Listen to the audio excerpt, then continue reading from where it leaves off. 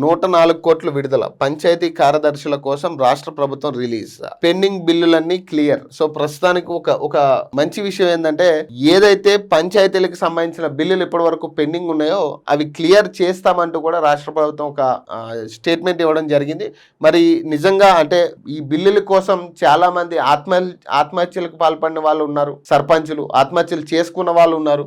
మరి కొంత అయితే ఇది వాళ్ళకి ఊరట కలిగించే విషయం అనుకోవచ్చు. ఎందుకంటే స్థానిక సంస్థ ఎన్నికల లోపు సర్పంచ్గా పోటీ చేయడానికి ఎవరు ముందుకొచ్చే పరిస్థితులు కనపడట్లేదు. ఎందుకంటే పాత పెండింగ్ బిల్లులు దాదాపు 12 సంవత్సరాల నుంచి బిల్లులు పెండింగ్ ఉండి అక్కడ పెట్టుబడులు పెట్టి వాళ్ళు కాంట్రాక్ట్స్కి సంబంధించి పెట్టుబడులు పెట్టి వాళ్ళు ఎదురు చూస్తున్న పరిస్థితి. ఇప్పటికే సర్కార్ని చాలాసార్లు వాళ్ళు అడిగిన దాఖలాలు కూడా మనం చూసాం. నిరసనలు తెలిపిన పరిస్థితి, సెక్రటరియట్ ముట్టడికి వచ్చిన పరిస్థితి. కనీసం ఇప్పటి వరకు ఎవరు దాని మీద స్పందించలేదు. ప్రస్తుతానికైతే పంచాయతీ కార్యదర్శులకు సంబంధించి కోసం రాష్ట్ర ప్రభుత్వం రిలీజ్ చేస్తూ ఉంది.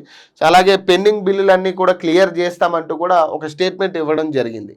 మరి ఇందులో ఒకవేళ నిజంగా కనుక ఇది క్లియర్ అయితే ఇప్పుడు రాబోయే స్థానిక సంస్థ ఎన్నికలకి మళ్ళీ మరింత పుంజుకునే పరిస్థితి, పోటీదారులు ఎక్కువయ్యే పరిస్థితి కూడా ఉంటుంది.